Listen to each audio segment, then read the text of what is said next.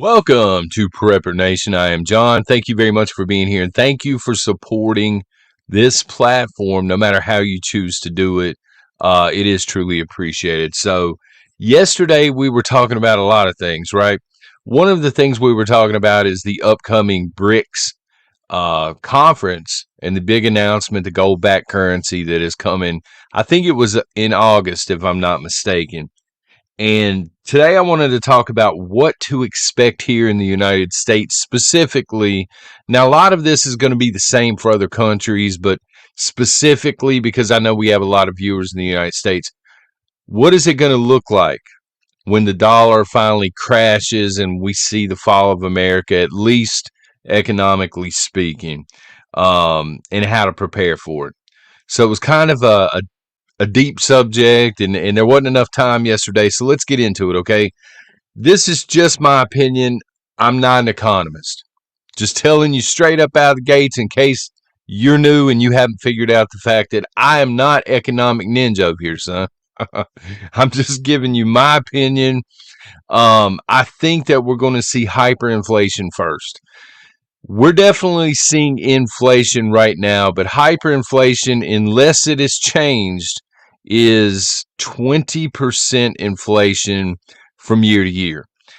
I don't know if it's that high right now compared to last year. I don't think we've seen a 20% jump. But again, even if we would, it's not like we're going to be told the truth anyway. Again, this is my opinion. So hyperinflation is just out of control inflation. With hyperinflation, it happens all at one time. I mean, just out of the blue, boom, it starts to happen, and it's a never-ending procession of doom, if you will. All right. So I think we're going to see hyperinflation at some point, probably sometime after the August announcement. I don't know if it's going to be the day after, a week after, or whatever. And then you're going to see a total crash. I think the euro will crash first. There's several countries in Europe that are hanging on by a thread. And as bad as the United States is in terms of the economy, there are countries in far worse shape, economically speaking, that use the euro. Paper money will be blamed. I think our government, especially big banks and things, they're going to blame paper money. They're going to blame paper money in order to institute, I guess it's called Fed coin or the Fed dollar or whatever, this digital version of fiat currency. Again, they're going to build a straw man out of paper money. They're going to introduce the digital variety. And then at that point, they will be able to track every dime that you spend, every dime that you earn, everything. All right, this is the game. We've known this for a while. You know, we were called conspiracy theorists once again, but I mean, it's playing out in real time. The thing is, when the U.S. dollar crashes, it does several things. So first of all, the U.S. dollar crashes, Wall Street's going to crash.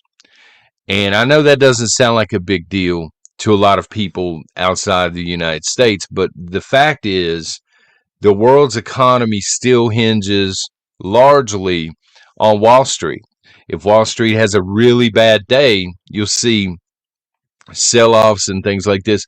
People that have money invested begin to get scared around the world, and they sell stuff off, and it sends kind of shockwaves. So you're going to see a Wall Street crash at some point when the dollar dies off. And in my opinion, folks, I think this is part of the reason they're pushing so hard for war, because war, believe it or not, stabilizes the economy. You know, I think it helps to inflate the U.S. dollar and keep it alive a little bit longer. But in my opinion, it's inevitable. It's going to die. It's not backed by anything, as we were talking about yesterday. Americans depend on credit, and we depend on benefits. Not every single American, okay, but most Americans have some sort of credit. You know, they've either got a mortgage, they've got loans from a bank, they've got credit cards, they've got some sort of, financial loan. And many Americans, since the pandemic, have actually been borrowing money to pay for things like utilities, food, medication. And now that that is caught up, they're borrowing money to pay off, the payments on the money that's previously been borrowed. So Americans are living on credit by and large, and they have been for a very long time, and they're living on benefits. Many Americans depend on the government. Now, some of it is owed to them, right? So, Social Security, for example, that's money you worked for. That's your money that the government came in, they strong armed, they promised to take care of it. They spent it 25 years ago, and now they're throwing some kind of plan together. But you get what I'm saying. Some Americans are dependent upon those checks. Some Americans look for Medicare, or they look for Medicaid, or they look for food stamps. We have tons of assistance programs. And again, some benefits are not government assistance. You've actually earned those. So I totally understand that. But the point is, Americans are living on credit. Americans are depending on either the government to keep them up or the government to pay back money they've taken out of their checks over the years. And we need to understand, if the US dollar crashes and Wall Street crashes and we begin to see the wheels fall off at the government level, both may be in serious trouble being slashed. I don't want to say completely, but a lot. Meaning you're not going to be able to go to a bank and borrow money. All right. Even if you have credit, you would have to be at the very top of the credit pyramid, or you're going to get hit with some insane amount of interest that you can never possibly pay back. All right. So borrowing money and credit cards and things, that option goes out of the window. And that's going to leave a lot of Americans sitting there thinking, what do I do now? Because I was depending on credit cards to pay the bills. A lot of people that are, again, waiting on benefits from the government or waiting to get their money back from the government that they've worked for. What happens if the government says, what, we have to slash Social Security? It's no longer a thing. What, we have to slash Medicaid. We no longer have the money for this. We've got to cut food stamps in half. We've got to change the criteria, stuff like this. Along with all of this, you're also going to see substantial job loss because, again, everything's tied into Wall Street. I don't like the fact that it is, but it is. Everything's tied into Wall Street, and that leads to job loss. You can go back and you can look at the Great Depression. It's a good teacher for certain things, but it was a different America back then. So some things are different now. I think the job losses this time around would be more substantial, a lot more substantial, and livelihoods and things like that. So we currently have just over 335 million Americans. All right, to put this into perspective, some numbers here, son. The average household owes in credit, some sort of credit card debt or something, $6,270.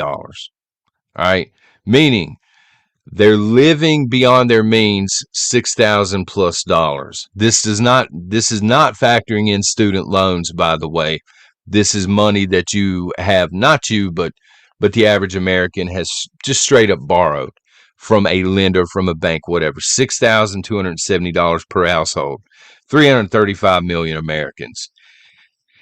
So you take that number, and it is estimated, rough estimate here, that only 3.2 million Americans are serious preppers or doomsday preppers, the kind of stuff that we get into. 3.2 million, that sounds like a huge number until you look at the population of our country, okay? That means, and I had to do some math here, respect it. Respect the fact that I had to sit down with the calculator. That means for every prepper that is hearing this, that is watching this, again, thank y'all, by the way, for watching and listening, there are 104.6 zombies. You understand how catastrophic that number is? For every one of you, there are nearly 105 people that are going to be totally unprepared, not expecting what's getting ready to happen, and they're going to be completely desperate. That's a lot of people. The odds are not in our favor. especially when you factor in that America is a politically charged powder keg. It's not going to take much to set this place completely off, socially speaking. All right. 335 million people wake up tomorrow morning. Wall Street has crashed. Banks have closed left and right. Jobs are lost. Benefits are lost. Social programs are eliminated. We're going up against almost 105 zombies apiece at this point. Um, you know, do you have your debt in order? I get it. People have debt. I have student loan debt. Y'all know this. It's well documented, right? Here on the channel. Most of us have some sort of debt. But are you working to try and rein it in as much as possible and not assume any new debt? You should, but do you have enough prepping supplies to get you through a 6-month period, 9-month period, year plus? And do you have what you need to defend against the coming violence? Because there will be violence. Make no mistake about it. I'm not advocating for it. I'm not calling for violence. I'm not saying I like it. But again, I'm saying, 104, 105 zombies per prepper. This person has what these 105 people need. Guess what? When they get desperate, they're going to be knocking on your door, and that's if you're lucky. All right. So how do you prepare for it now? I'm going to go through a list. Please add whatever you want to in the chat as well, because again, not a financial advisor here. Okay. I would start off by, and this is outside of the normal prepping stuff, stockpile barter items. We go through lists of barter items all the time, okay? Alcohol, tobacco, coffee, things like this. But barter items are tough because it really depends on who you're dealing with. You know what I mean? The person behind door number 1 is going to be interested in something totally different than door number 2. So really key in on common use everyday items, luxury items in some cases that people want, and that it's going to be killing them to do without soap and shampoo and stuff like this if they don't have access to it, and personal hygiene stuff, just as an example. If you can afford to stack extra of that, you're going to use it anyway, right? So have a necessary skill. Seriously. Some people refer to these as SHTF skills, whatever. Have a necessary skill. Somebody said in chat yesterday they reload their own. Hopefully y'all know what I'm talking about, right? That's an SHTF skill, in my opinion. Even if we see the worst economic collapse in human history here in the United States, people are still going to need certain things done. You're still going to need vehicles worked on. You're still going to need certain things done around the house that you may not know how to do, and you may have to barter with somebody. Key in on skills that are going to be in high demand. Just sit down. It's going to vary depending on what area you live in, maybe. Sit down and think about, what are some good skills? Sewing, for example, blacksmithing, stuff like this, stuff that you're going to be able to barter off for things that you want. You know what I'm saying? If you're willing to go out and you're willing to fix somebody's car in exchange for silver or whiskey or whatever, if it's, that comes in handy as a prepper during an economic collapse. You should already have a solid SHTF plan, meaning, are you going to bunker in? Are you going to bug out? Can you defend, your home if you're bunkering in, or do you have a security plan for camp, wherever you're bugging out? You should already have this, but it's going to apply during a collapse because especially highly populated areas. Again, you're down 104 to 1, 105 to 1. If you're in the middle of a metro area and you're down 105 to 1, that's a lot of bad people with bad intentions. Can you protect what you have? But again, you should be well on the way with that. How many people are you prepping for? This is very important. The number, and sadly, The number here continues to fluctuate. Looked like it clicked off there for a second. I'm sorry, folks. So the number fluctuates.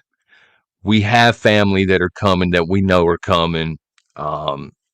They more or less know the job they're going to be doing, or the jobs, plural, that they're going to be doing when they get here.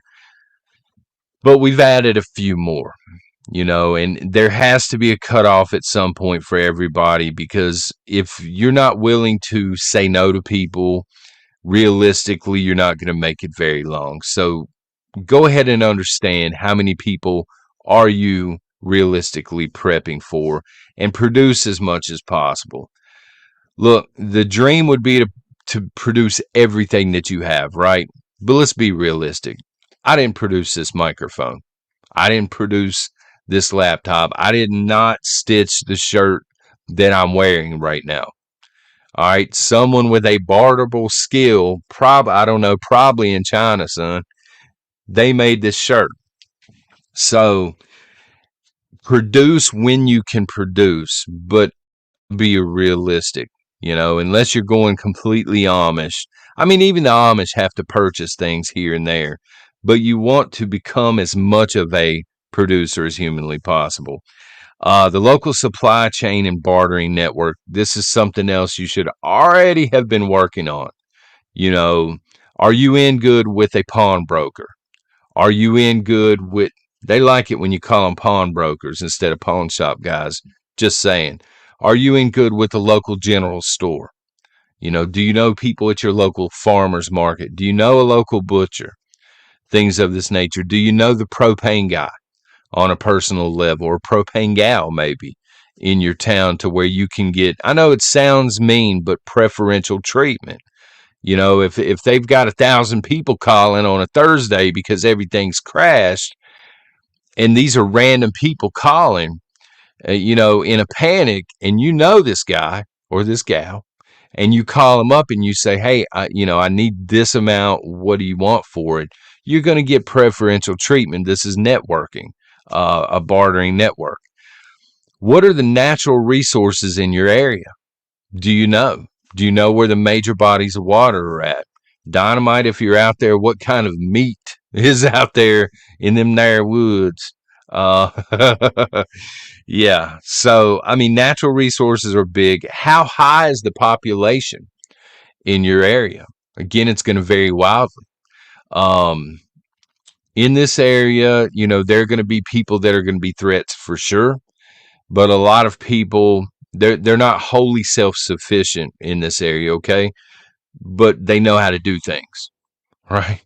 They know how to go out and cut a cord of wood if they need to for wintertime. They know how to fix things because they haven't had any other choice. Maybe they grew up poor or something.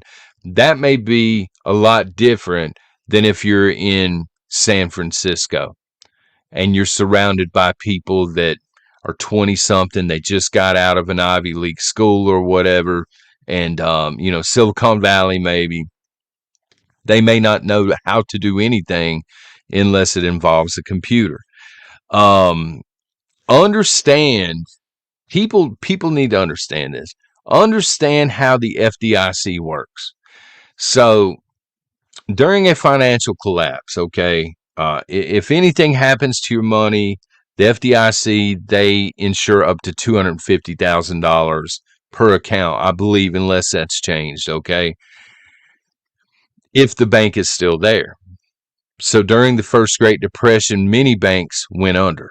And this is actually why the FDIC is around, the trust me, bro thing on the window. Trust me, bro, you're going to get your money back. But if the bank goes out of business, a lot of people don't know the FDIC has up to 99 years to produce your money. That's a long time. If you're trying to make your monthly house payment, or you're trying to buy groceries, 99 years, that's a pretty long time.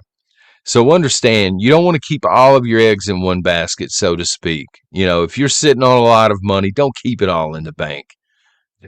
Please don't keep it all in the bank. I'm not trying to get you to go out here and spend it all for anything like that. Keep some at home. Maybe invest in some things that are going to pay for themselves, like solar, for example. Maybe keep some money in the bank, but understand during a financial collapse, that money may not ever come back during your lifetime. Crypto is, the jury's still out on crypto. I get it. Some of y'all love crypto and you think it's a way around a financial collapse. And maybe it is, but other people kind of have this deal where if I'm not holding it, it's not real money. But you can hold paper money and it's not real money. So I see both sides of that argument. I'm up in the air on crypto. I have been for a couple of years now. Basically, avoid new debt. To streamline it here, avoid new debt.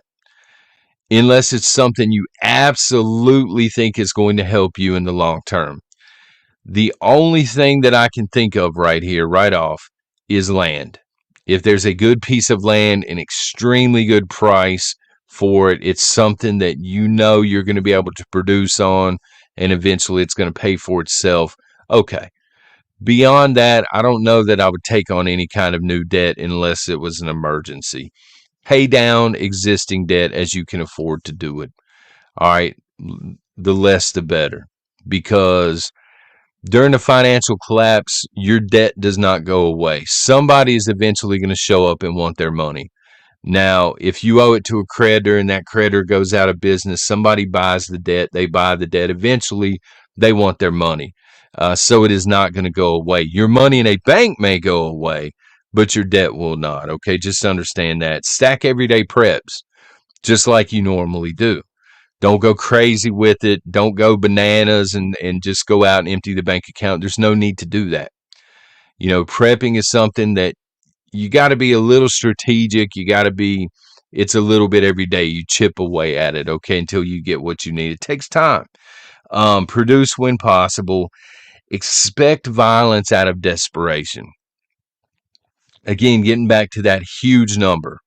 The population here in the United States, most of those people, if food stamps runs out, if whatever revenue stream they have coming in from the government, whether it's their own or they're on the tit of the government, if you will, when that runs out, they're not going to know what to do because they haven't had to live without it for a very long time.